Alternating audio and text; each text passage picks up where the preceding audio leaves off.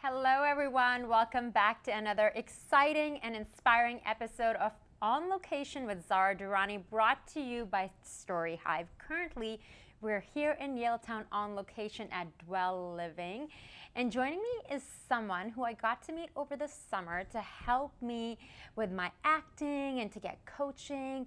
And I've gotten to know him every session that I would leave. He would leave me feeling very inspired, empowered, and not just as an actor, but as an artist, as a human being, as a self-employed individual. Our conversations about being an artist in Vancouver, how to manage your time, talking about burnout. He is a very successful actor, coaches acting, is a successful TV host. You may recognize him from MTV Canada. I'm talking about none other than Matthew Kevin Anderson, who made time for us today. He's been really, really busy, and he also graces lots of local stages, so you'll catch him whether doing red carpet events or emceeing events. He's really busy, very successful, and we love your outfit. Thank you. We're kind of like matching over here. Yeah, you look amazing as well. That was an amazing intro. Thank you so much. I feel very accomplished right now. You are totally accomplished, my friend. Yeah. And, you know, I'm so happy to have you here. I'm so happy to know you. I think as an artist, as a human being in Vancouver, I'm surprised our paths never cross. But yeah, that's true. every conversation that I have, I knew I wanted to share this with our audience because I find you truly inspiring. You know, I feel the same way. I feel like every time you and I sit down to work on a project or sit down and have coffee and just talk about the industry, our lives, where our goals are taking us, I always walk away. We both talked about this the other day. I walk away feeling very full, you know, like energized and ready to kind of go out and you know, take on the world. So I'm very grateful that you brought me on here. Amazing location too. Like, it looks absolutely awesome here. So this is really cool. great minds, like great vibes, and you know, you guys are also amazing. We really appreciate you tuning in and watching. And you know, I feel so blessed to have this opportunity to bring people who are in our community here in Vancouver to have these conversations, because whether you're an artist, an actor, a filmmaker, or an engineer, or a mom at home, because I think that the conversations you and I have and some of the other guests we've had on here, everyone can benefit from hearing them. So with everyone, I like to talk about how they got started. Like, let's hit rewind. Oh my gosh. I want to talk about, like, was this the journey you always knew you were going to be an artist? Did you always know you were going to be in front of the cameras, on the red carpets? Like, you started as a host. I mean, I started as a host, but before that, I was in, you know, Wizard of Oz in grade 3. I definitely think I always leaned towards the arts. I was always really interested in comics and drawing when I was a kid. I liked singing, and we did Fantasia and we did Wizard of Oz when I was in grade 3, going to one of the schools that I went to, and performing was something that I just got a lot of excitement out of, and I think I've always been pretty performative. And I don't think I understood that it could be a career until one day I was sitting at home. My sister went to Kits High, Ryan Reynolds, Josh Jackson. We have a lot of people who have come out of Vancouver. I went to Point Grey, you know, Seth Rogen, Evan Goldberg. So we were sitting one day. I'm younger than my sister. We're watching TV, and she looks at the TV and she goes, "Oh, I go to high school with that guy." And that was the first time when I sort of connected the dots of, like, oh, I could do that. Like, doing theater or musicals at my school play or whatever, I didn't equate that to potentially becoming Star Wars one day, you know. And I went and saw Return of the Jedi like 10 times in the theaters. I loved Star Wars, and I would say that's probably one of the things. I hear that a lot. A lot of people of my generation were inspired by those films because it was so fantastical, and it was just like a whole other world, you know. And then to realize, wait a minute, I could potentially do that that was sort of the moment that it clicked, and then I started thinking about it as like an actual career path. Now, you mentioned Ryan Reynolds. Yeah. Like, you know, do you sometimes hear you could be like related to him? Not at all. Oh my gosh, that's very kind, but he is Like way more handsome It's and the glasses. buff. It's And the glasses. I'll take Come it right now. on, But yes, come that's on. very, very, very sweet of you. Thank you. So how did you go from, it's interesting you mentioned like Wizard of Oz, and you know, as soon as you said grade 3, my ears kind of like pricked a little bit, because in Pakistan, that's where I'm from, in kindergarten, I was performing. Amazing. And it's so bizarre, the feeling that I got when I was on a stage. Because in my day-to-day, I was like a friendly kid, but there was something like electricity inside of my body coursing through my veins. And like, you know, and I secretly wished that the person would either get sick. I know that sounds terrible. I was a little kid, because I was the understudy. You know? were taking people out of the knees? No.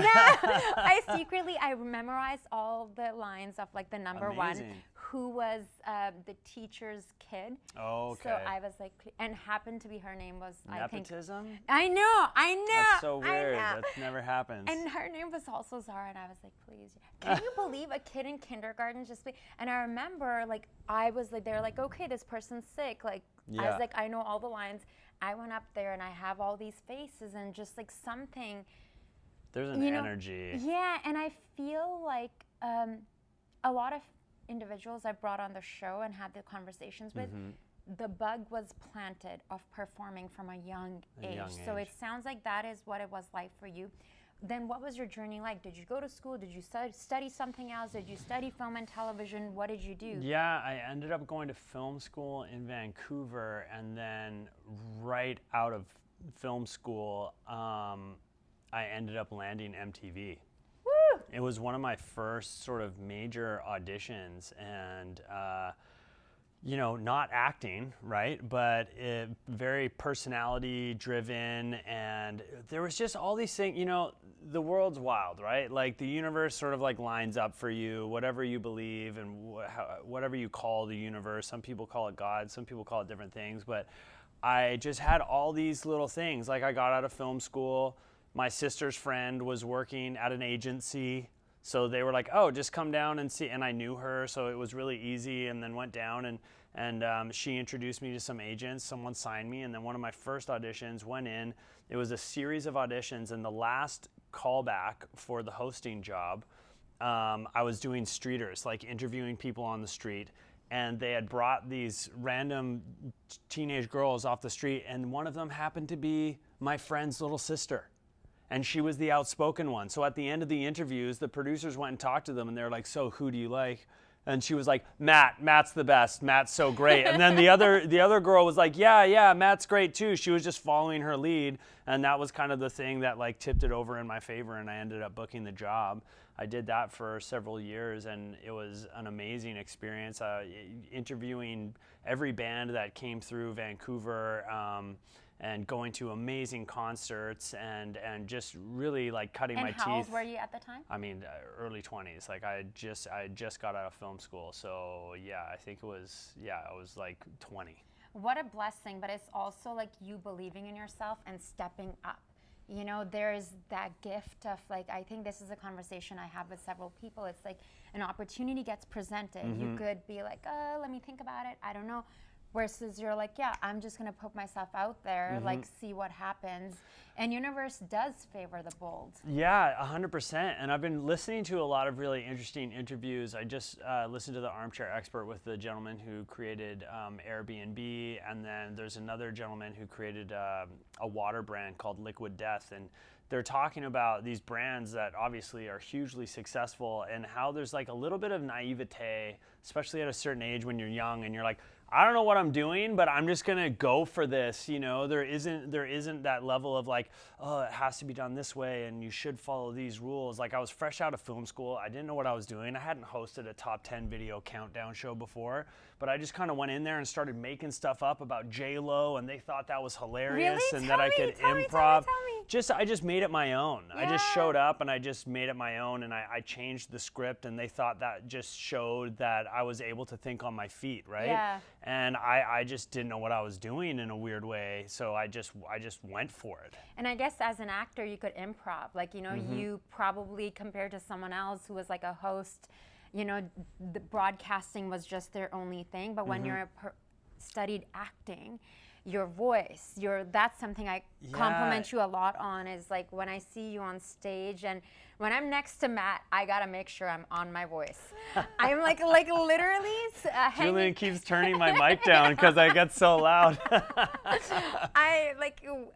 It's good for me. It's really, truly good for me. I have a red carpet gig coming up on Friday, but when I'm taping with you or in the room with you, I like how you command. I was saying this the other day, that not in a menacing way, in this encompassing but also entertaining, because as a host, as an MC, as the red carpet person, as here, we have to make sure that people can feel comfortable while at the same time show, hey, you have know, to have confidence and own the space, yeah, right? no, I really, I'm so happy we connected, we met. Like, you know, I'm learning so much from you.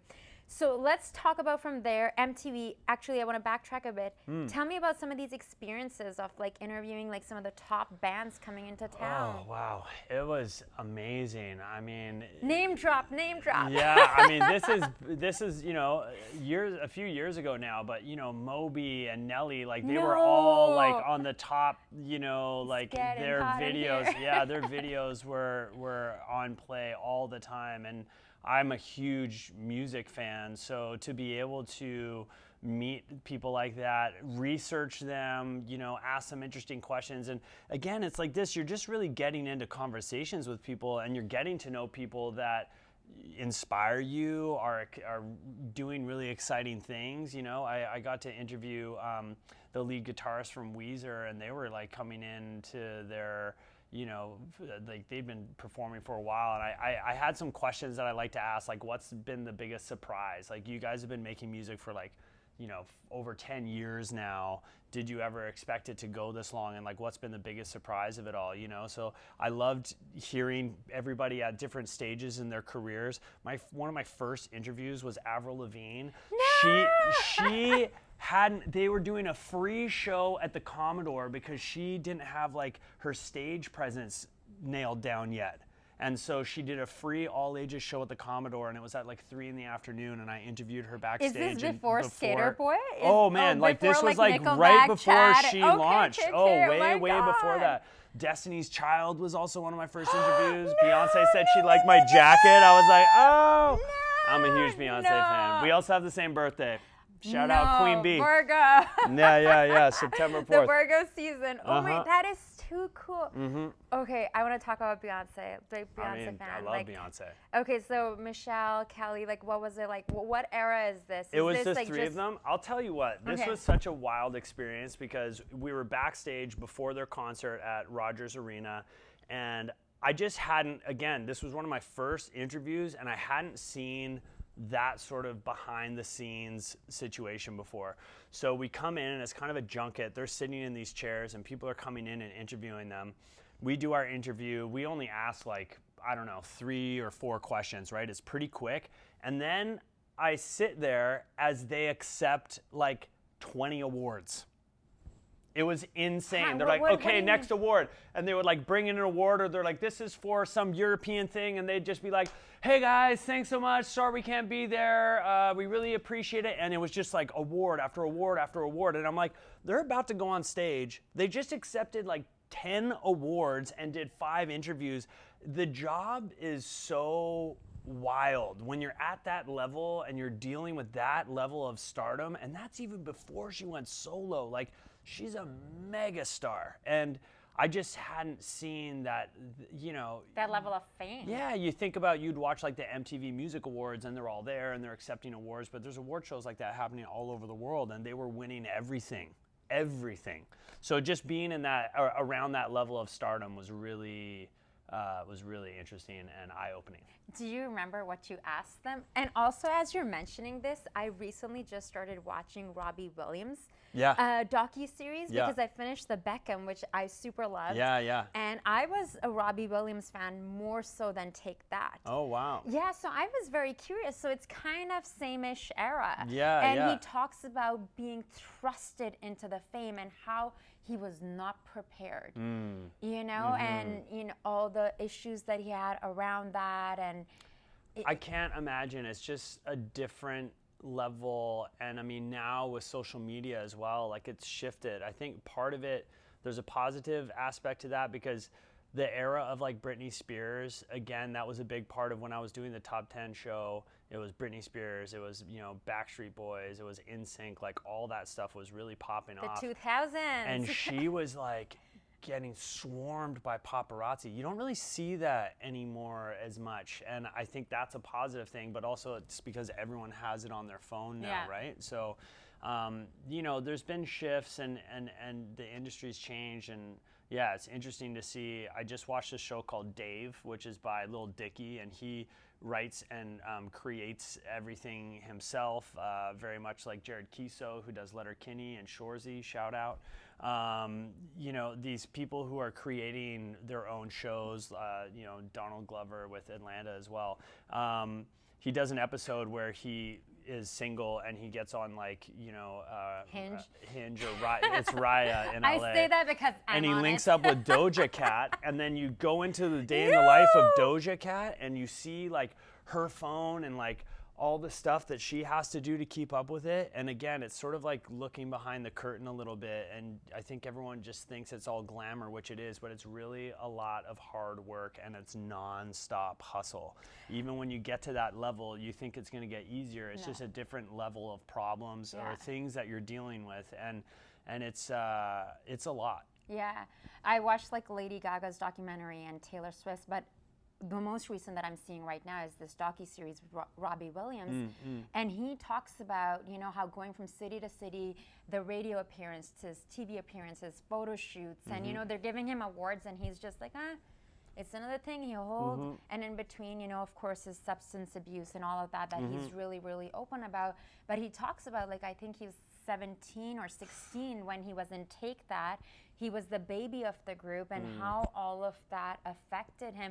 And I'm really glad that they're openly talking about these issues, and especially, you know, these male pop stars or even David Beckham, how he talks about his life and his struggles and struggles in their marriage. I think it's really good because they're opening up the doors a little bit and showing, you know, things that they've gone through themselves. Yeah, I think we're definitely coming out of a, you know, coming out of a time where men were like, push emotion down and, you know, just deal and like work and provide and don't complain and work till you fall over, essentially, you know, and talking about all that stuff was not done. And I think now we're coming to a place where that is, you know, something that men are going to therapy and men are learning to be more emotionally intelligent, and hopefully that will benefit their children, their relationships with their partners, and their relationships with themselves. And yeah, it's definitely I think this is a very good trajectory for men personally. Yeah, no, very well stated. And this is a conversation I've had with Alex Ponowick, like one of our mutual friends, and other guys who are athletes who I've had on the show, and you know how they're talking about seeing a therapist or getting emotional even on the show. And I'm just like, man, and especially to see like a hetero male like really digging deep, and especially the ones who are not artists, you know, who are the working out, like the athletes and the dudes, and you know, like of course artists, as an actor, as a performer, you're more in touch than someone else, but it's really good. And you know, it starts from like the David Beckhams and the Robbie Williams and those folks going up on Netflix and different platforms and talking about, hey, I'm seeking help,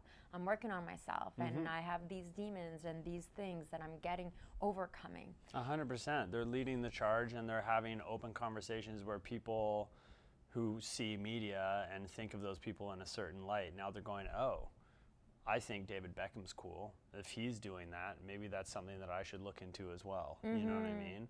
I think it's super important. And I mean, you know, we're just learning more and more about what is good for us, right? And hopefully taking note and like working towards bettering ourselves as humans, you know. I don't know if social media is always necessarily the most healthy thing for us, but you know, there's give and take, right? We're all just doing the best we can. I know. Cheers to social media. Yes, yes. No, but I completely agree, because I was having a conversation earlier with a hypnotherapist who's been my coach for a long time. Amazing. And, you know, just like talking about, he's helped me quite a bit. I really believe in the power of subconscious mind and like overcoming my own ideas of like what is success, or my family's ideas that are internalized, or my cultural identity that I internalized, that this is the only level I can go to, or that being successful as a woman means this, or at this age I need to have this, but kind of redefining that, and to be like, you know, at 41 I can, you know, it means something else to me what I thought it may mean at 20 something.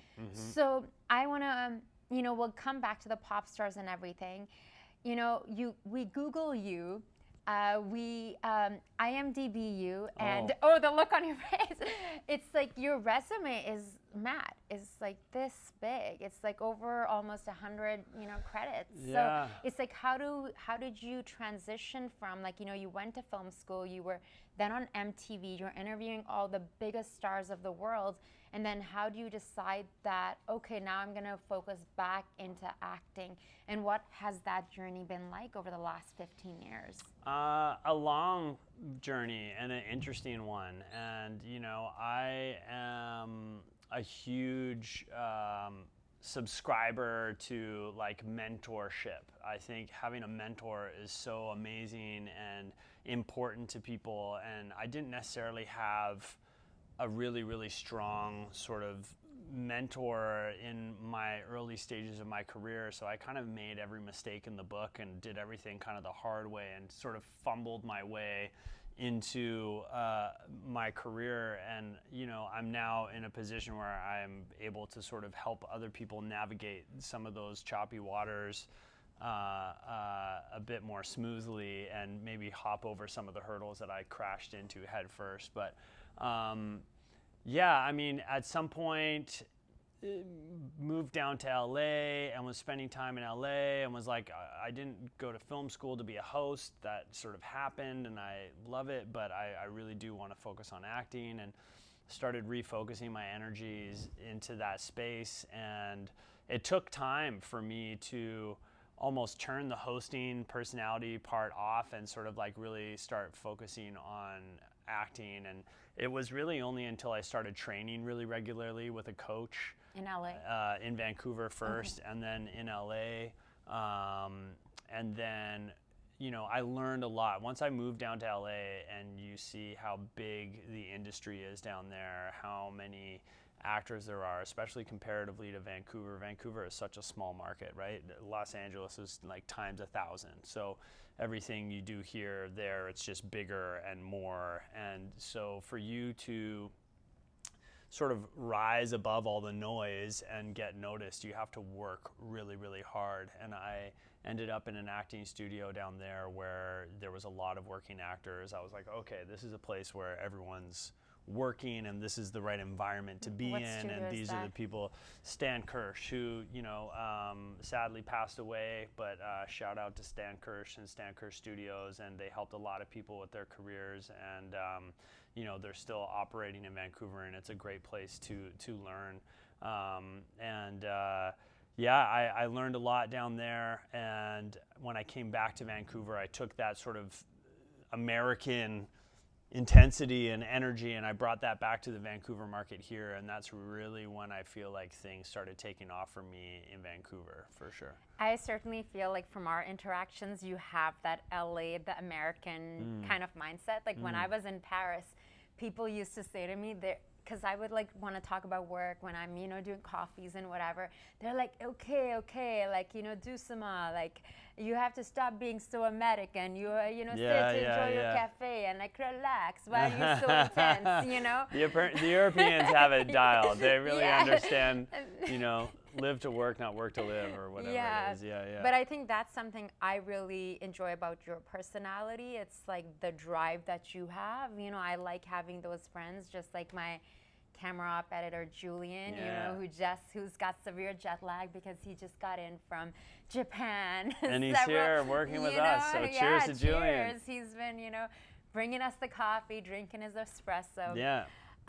So tell me about, one of the things you and I talk a lot about is that inner drive, because being an artist, because you're an actor, you're an in-demand actor, you're pinned for a job, we'll talk about it after you've done working on it. You were working on a film like last week, you were coaching clients today as an actor. You do voice work, and in the meanwhile, you're here doing interviews, and you're on many stages as a host and doing City Lights on Novus. How do you manage your time, and how do you inspire yourself? Like, how do you bring that balance? I mean, I'm like a hyper extrovert, so I love people, and I love connecting with people, and I love that my job is really people focused. So my drive to do what I do, like I just love what I do so much, and I wake up every morning and I still would rather be on a set, or would rather be working on a script, or working with an actor, breaking down a script. I just love this so much that I'd rather be doing that than anything else during the day. So as long as I still have that drive, I'm always going to be pushing forward. And there's so many, I think, again, when you first start out, you think of acting as like there's so many avenues in the film industry and the entertainment industry. There's so many things. Like when I went to film school, no one even talked to me about hosting, and I didn't even realize hosting was like a potential job, right? Voiceover work, writing, I've been writing and selling scripts, directing. Really? Yeah, I mean, look at everybody, look at the people who are really killing it in the industry right now. I mean, again, going back to Ryan Reynolds, the diversity, the different things that they're doing. He's buying football clubs. He's got Mint Mobile that he just sold. Everyone's getting into aviation a liquor. gin. Yeah, exactly. So it's using this as a platform to do other things, but there's so many things that you can do. For me, I was always really inspired by Seth Rogen. I thought it was so cool that he created sort of a group of friends that he was always working with. I love working with my friends and connecting with people that I know, right? And helping each other and raising each other up and supporting each other and creating with each other. I mean, art is a challenging thing to make into a career, and you have to be open to doing whatever it takes to stay in the game and stay sharp and stay, inspired and keep the lights on ultimately. So, I think the hosting thing sort of was like, oh, weird. This is this weird sort of detour that I took. And then I started going, oh, there's this whole other world to entertainment. And then you start going down the acting path, and you start learning about all these different jobs that you can do on a set that are involved in film and producing, and it's all tied into the same thing, and it's all exciting and cool and creative. It's just hyper creative. So I also feel like the more I learn about all these facets of the industry, the better I am as an actor. And also the better I am as a writer or a director potentially, because I understand what all those different sort of like positions do, and I can see how an edit's going to come together because I know about editing, and I can understand when I'm writing a script, from an acting point of view, like I hate a lot of expositional dialogue, so I can like trim that down and change the way I write a scene based on what I know as an actor, so it all sort of feeds the beast, right? And it's all really fun, and it's exciting to use your mind in different ways and learn about different parts of the industry. So I do a lot of things. No, that's truly amazing. And I think I would also love to hear this from you because a year or so ago, like I'm 41 now. So last year I turned 40. Before that, coming up to turning 40, I had this like internal sort of pressure around what it means now to be 40. Like how I need to be like this adult. No, yeah, you totally. know, who's kind of like square, who's kind of like has this salary job with these benefits and which I'm very grateful for. I had that, my COVID like job, but I woke up one day like a month and a bit after my birthday, and I swear to God, I was like, if I continue to stay here, I'm gonna get sick. I could just feel it inside of my body. And I think I would love to hear it from you because you're obviously quintessential like artist, like you're doing so many different things. I didn't even know about the writing, and you know, you're coaching, you're literally all parts of being an artist and a performer. Now I'm like super leaned into that this is my path. Like I have to do my heart's calling, which is, you know, I feel so grateful and blessed that StoryHive gives me this opportunity, and Julian and guests, I get to have guests like yourself who are, you know, filling up my heart. Like I'm gonna go home this evening and be like, oh my God, I got to have this conversation and share it with our audience, get inspired myself, and hopefully inspire them as well. But it took me really taking that leap again, even though I'd been a freelance artist for so long, but sometimes there's that inner fear of, okay, time to be an adult and be serious and be like, you know, have like a job, you know? Like, do you ever? But you have such a job. Like, are you kidding me? Like, you hustle so hard. Like, you have a job. You do it on your own terms. You're your own boss. You hustle so hard, you know? Sometimes I'm like, it would probably be nice to just like clock out at 5 and just turn my brain off. Like I can't do that. My brain is going, I work, you know, 8 days a week, right? But I guess that's why they say love what you do, because then it doesn't feel like work. And we were talking about sort of like problems before, and I didn't mean to say it's a different set of problems when you get to another level. It's just that like life is all like obstacles and problems, and how are we going to achieve like these things that we want to do. But when you're in a field that you care about, they're problems that you want to solve.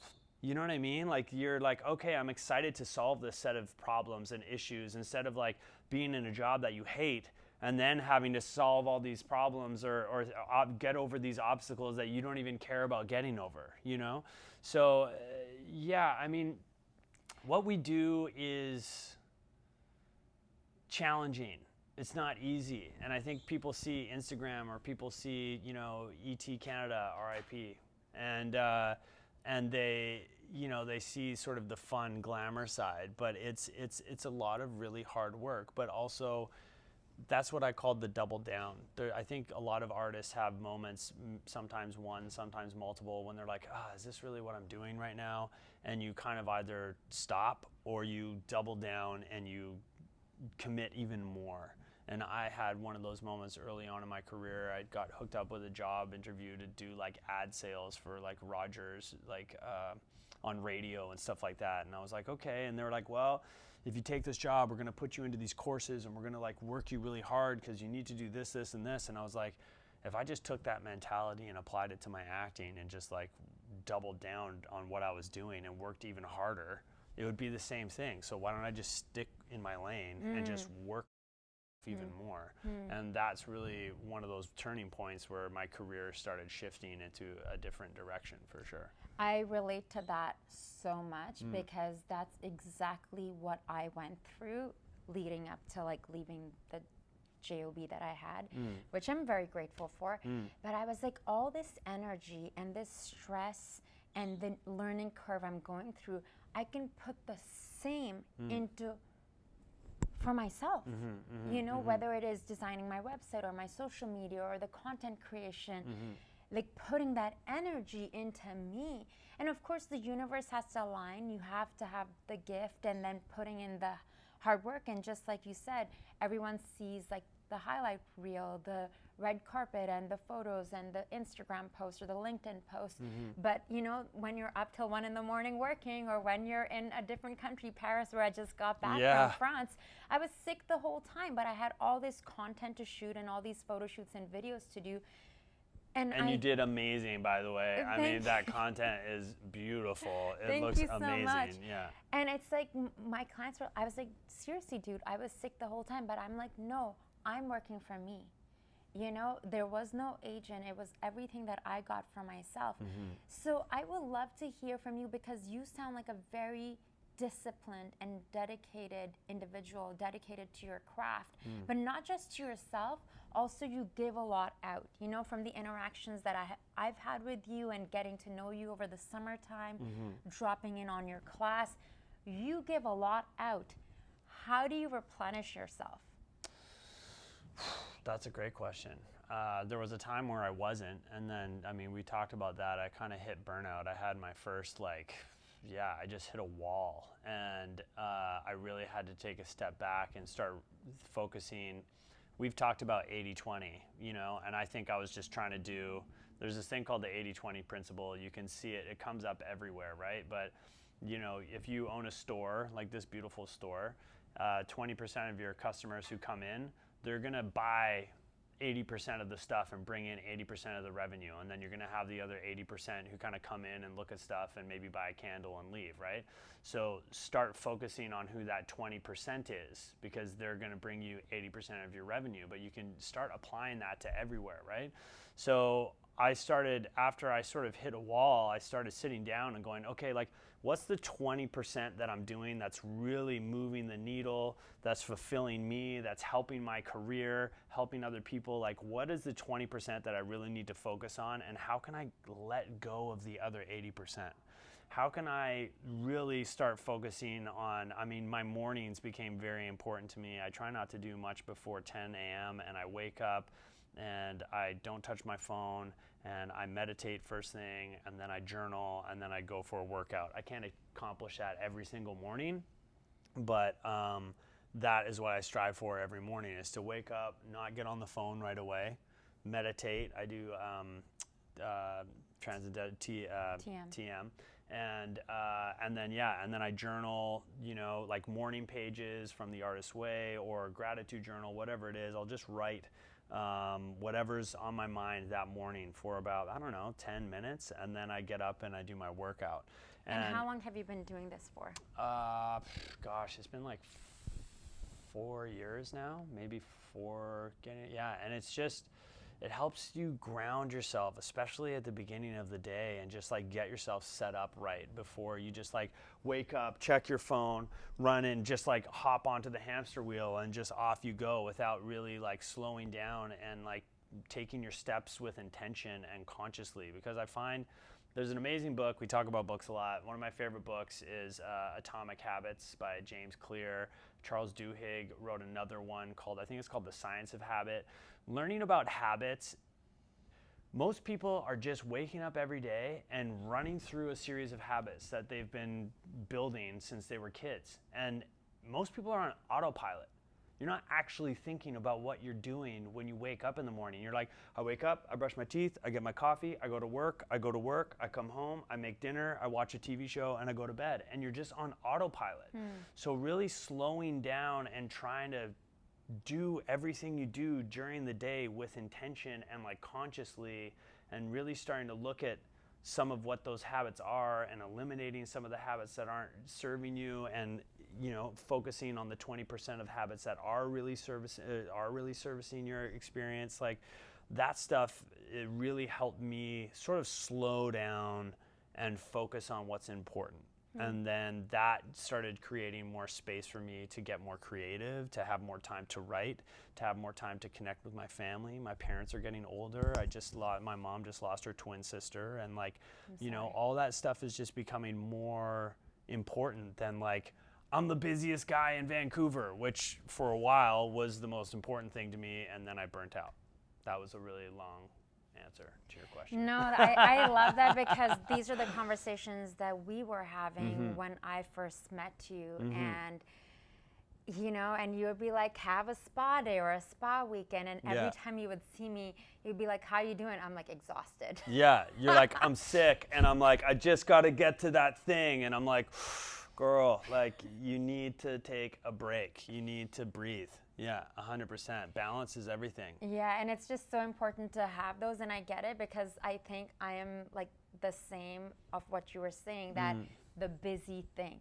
What am I doing? How much in demand I am? Because I think as a performer, as a female, as like, you know, like performer, I would say period, there's that thing, you don't know what's gonna happen. So sometimes it's almost like working from a place of fear versus like releasing, 1000%, versus yeah. like releasing that and being like, that abundance mindset. That's something you and I have talked Yeah. about quite a bit, is like, it's okay to relax. Like, to be honest, to be quite honest, I sometimes feel guilty when I do nothing. Yeah. I've told you this. Yeah. Like, I had 1 week after coming back from Paris, like, I was kind of filled with shame and guilt because I'm like, I'm just lounging around. That's crazy. Letting myself like sleep till 10 o'clock in the morning. Which is good, but then also, you know, again, like if you're feeling like I'm not doing anything, without sounding weird, you could add some structure to your downtime, you know, like making sure you're going to yoga, making sure Yeah. you're going for a walk. I'm going to connect with someone who's important to me.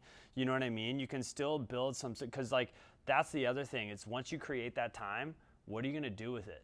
I mean, that's Tim Ferriss, 4-hour work week all day, right? Like, yes, you have to do these things to create this time for yourself, but then you also have to realize or decide what you're going to do with that time, because you can't create that space and then just sit there like, what am I doing with myself? You know what I mean? Because that can also create shame. Like, you don't want to be feeling shame and stuff like Yeah. that in that time. I mean, That's I was working out and doing my aerial yoga and like Yeah. all that kind of jazz. but aerial yoga. yeah, it's like silks. You're hanging Oh, upside amazing. down. I didn't know and you did that. oh yeah, it's like literally That's next so cool. door. Yeah, and I would, even for a dude, like there's been some guys who come to the class, mostly women.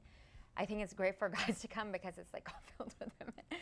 But it was great because it gets me out of my head. Because Yeah. when you're hanging upside down, your legs are in the air, your head is below.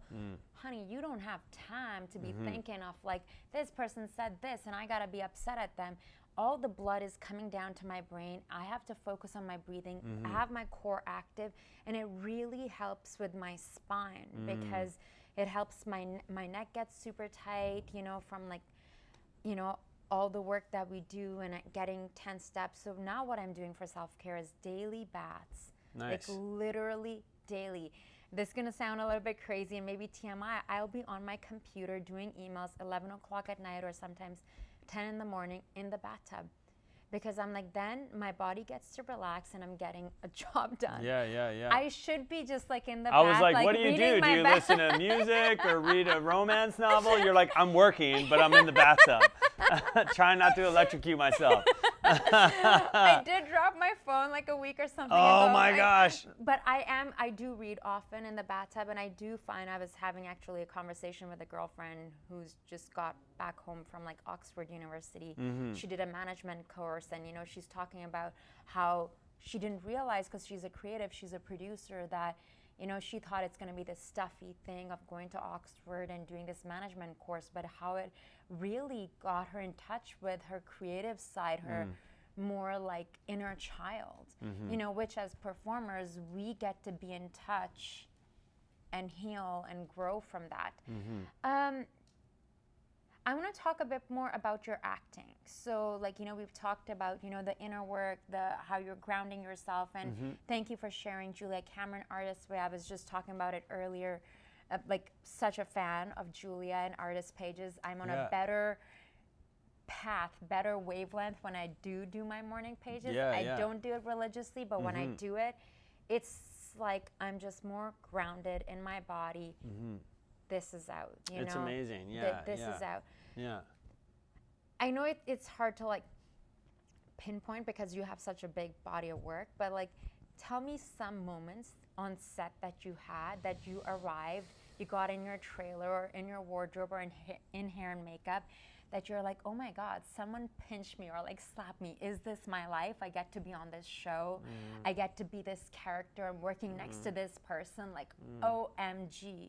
Like, tell me about some of those moments you've had in your career. I mean, I've been really lucky. I've had many moments, you know.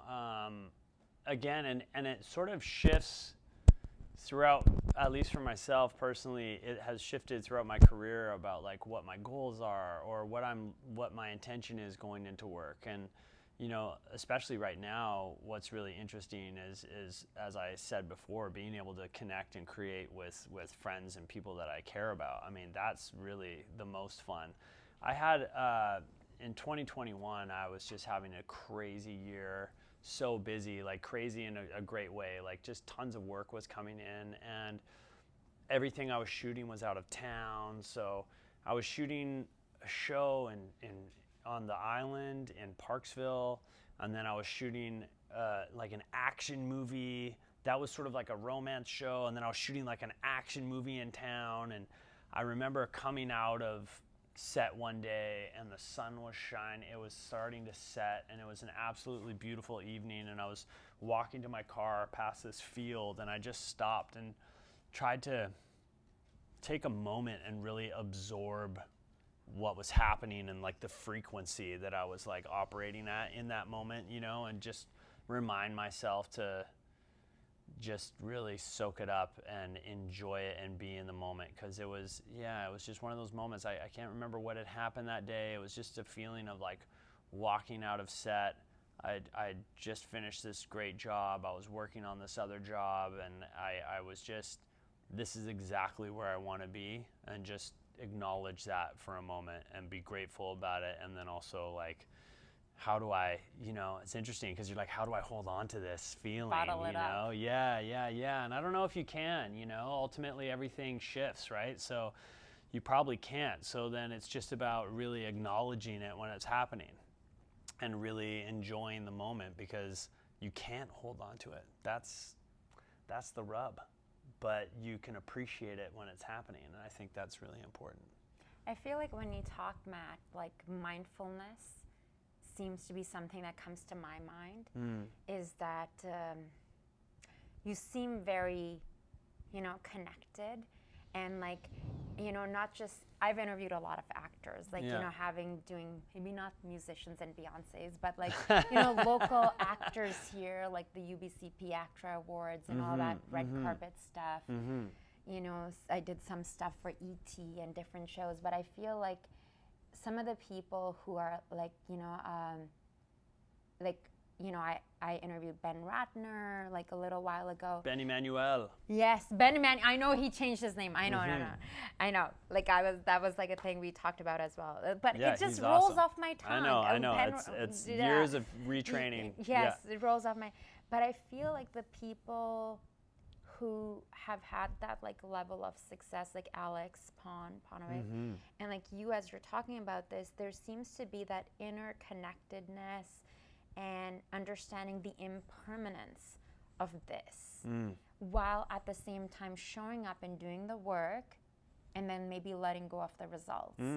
Oh yes, very well said. Yeah, 100%. I mean, I guess sometimes I watch the stuff that I do, and I remember when I was early on, I remember people saying that they don't watch their work as much. And I mean, for me, it's the moment that I'm in the thing, doing the thing, and then you learn to just let it go. I find the more I'm able to do that, the more I'm able to stay in the moment and just kind of like go on to the next thing. I forget that I shoot stuff sometimes, and then I'm like, oh yeah, that thing I did a year and a half ago is now coming out and people are gonna actually see it. I hope it's good, you know what I mean? But you almost forget because you move on to the next thing and you do let it go. But I think when you're younger, you're holding on to everything so tight and you want everything to be a certain way and you have expectations. And the older I've gotten, I've learned that like, open palm, like don't choke things out, you know, you got to just keep everything open. And like I've learned, you know, no expectation, just appreciation has been like a huge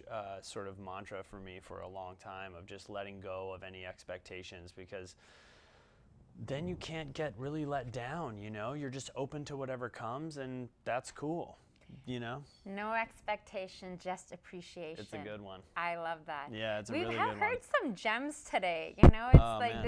this is, I love that. Yeah, it's really good. It's really good. And I used to only apply it in certain areas of my life.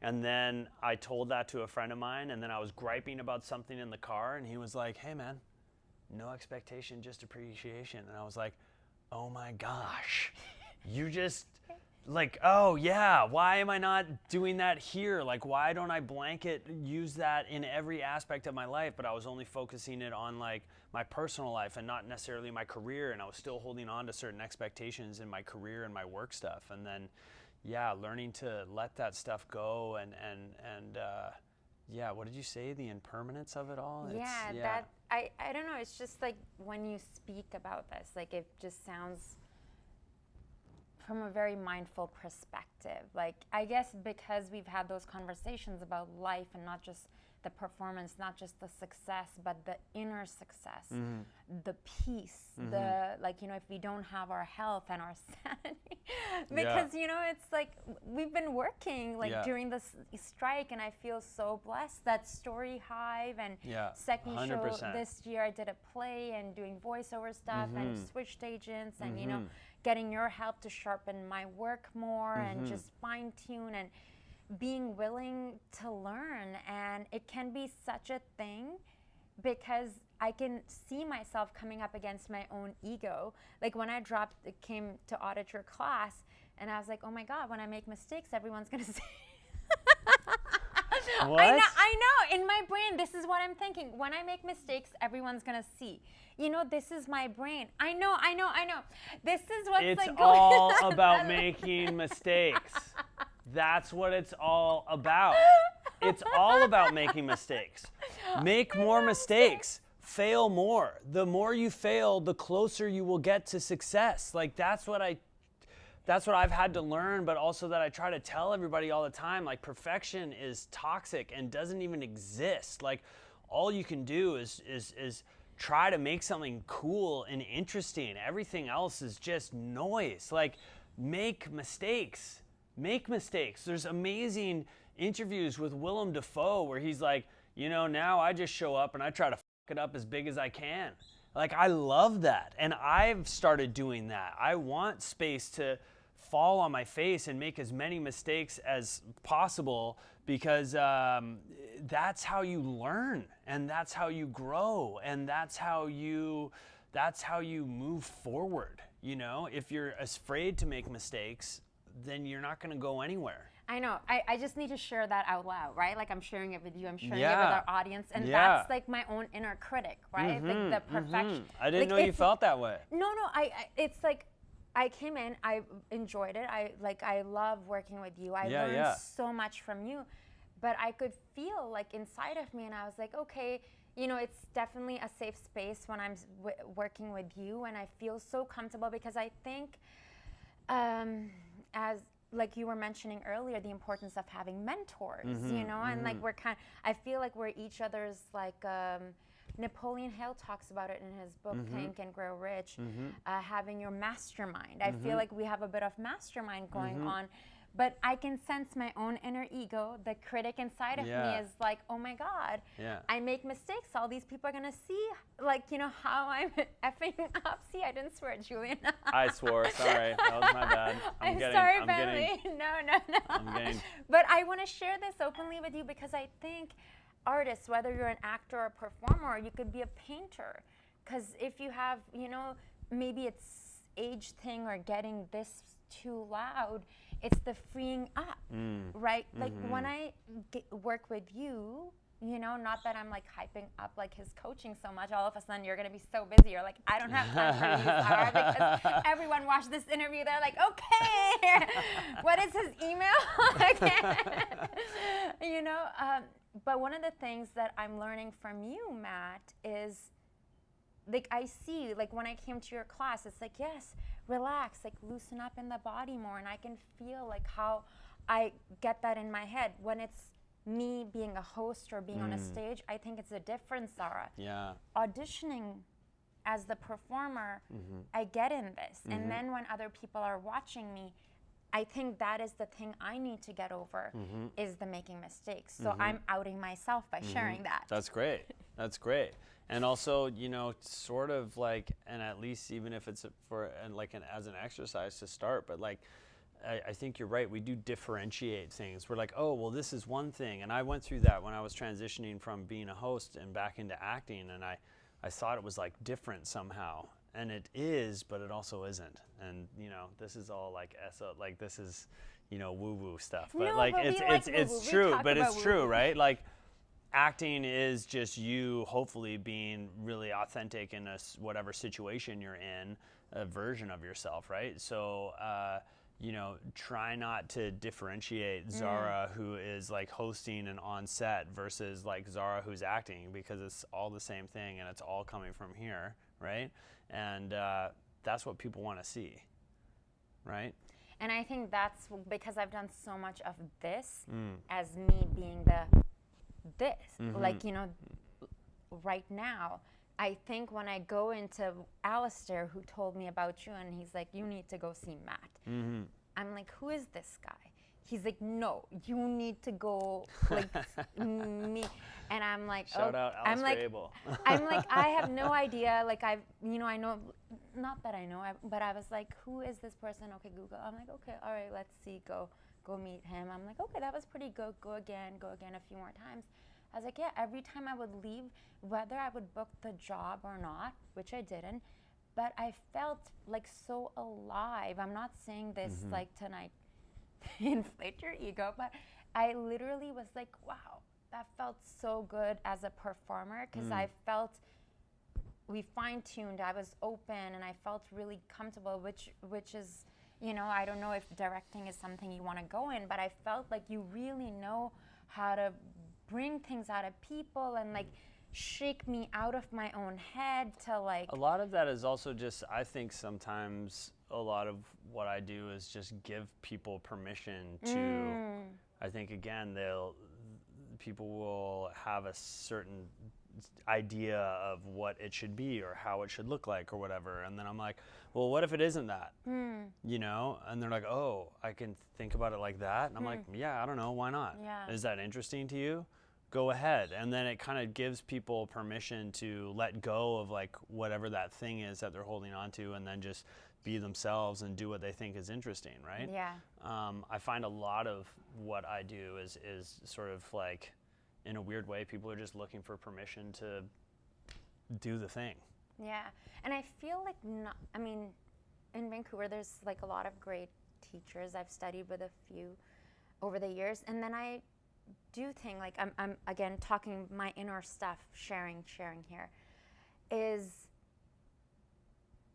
I took a break from going to class because I found myself getting so in my head, and it's been really nice coming and working with you on the scenes, on my tapes and auditions, because it just gets me out of that. And the way you create space, Matt, like, you know, it's like a genuine compliment to you and how you are, because I feel like as a coach or director, maybe one day, I don't know, some people who work a lot as actors are not able to perhaps like translate that, but it's like you're able to create this space where I was like, oh my God, I want to come and study with you so I can better these things and get this information on a regular basis.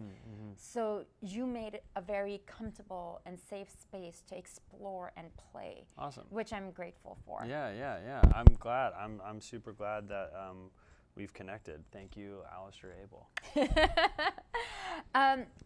So we were speaking about success earlier. I would like to know what success means to you. Oh man, that's another one that sort of has shifted and evolved, you know, throughout time. What does success look like for me now?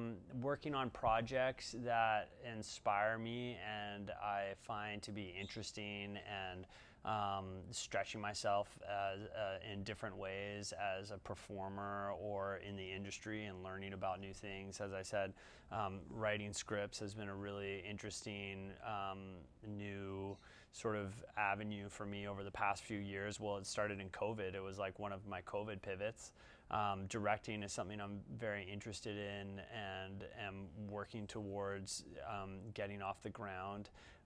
So I think it's like having a full success to me right now is having a very sort of full creative life surrounded by people that are joyful and that I love and that are inspiring to me, and yeah, living, being able to, you know, go on trips when I want, because I love travel. You know, travel I find to be, that's part of how I unwind. You know, even if it's, you know, pop down to Mexico for 4 days, or go to Whistler for 3 days, or you know, go to Tofino. Even just having a couple days to just decompress and get away from, you know, the noise a little bit. That's really important to me. And yeah, just having a full creative life. That's kind of where I've come out at as success for myself, and I'm achieving that, I'd say. So yeah, it's things are good, all things considered. Achieving that and also inspiring others around you, whether through friendship or in class. And you know, this, even though we're live streaming right now, this is going to be broadcast in December.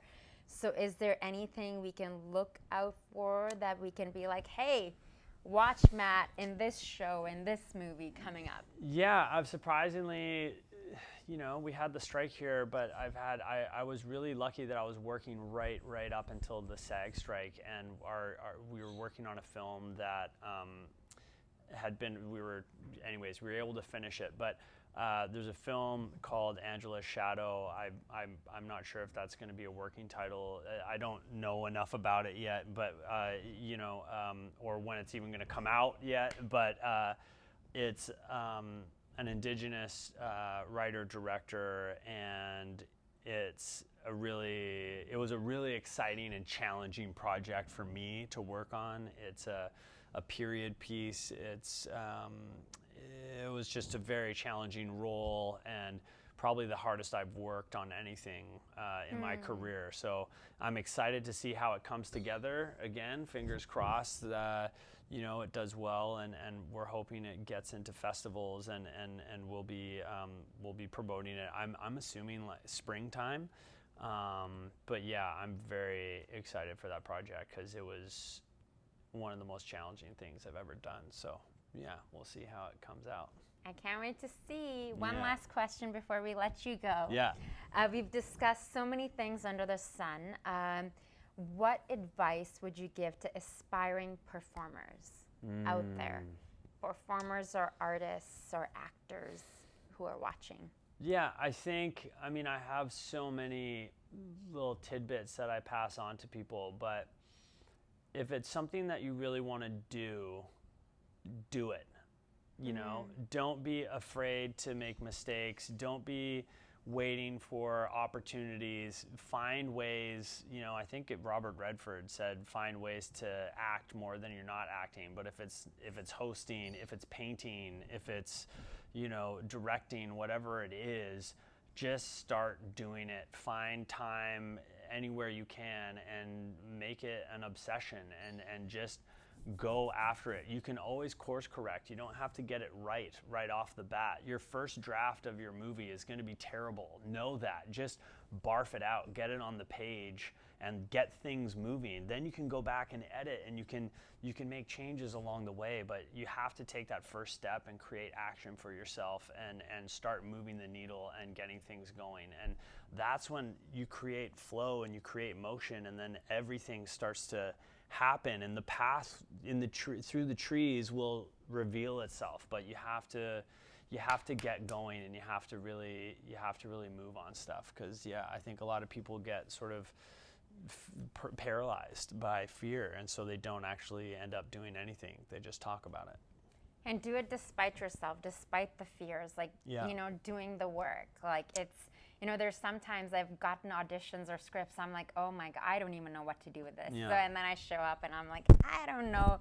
But, you know, being open and willing to fail, and for me to getting out of this, like quieting this. And, you know, there's been so many gems in this conversation. I'm so grateful to have you in my life as a friend, and you so truly much. inspire me. Ladies and I feel the same gentlemen, way. Matthew Kevin Anderson, you know, will be tagging Zara him. Durrani. Yes. Make sure to Congratulations on the show and all the amazing things that you make happen. You make all those things happen yourself. You are such a hustler and a hard worker, and it's inspiring to see, and your presence is great, and your energy is great, and your drive is great, and congratulations on all of this. Thank you. I Thanks for truly having me. appreciate you. And, you know, it's that mirroring, right? Like, I'm just so grateful to have this community between, you know, my camera op, between you, and surrounding myself with individuals where we all lift each other like a tribe, you know, and having those friends around you where it's like let me support you and you help me. It's this community because, you know, we're not islands. We rise together. 100%.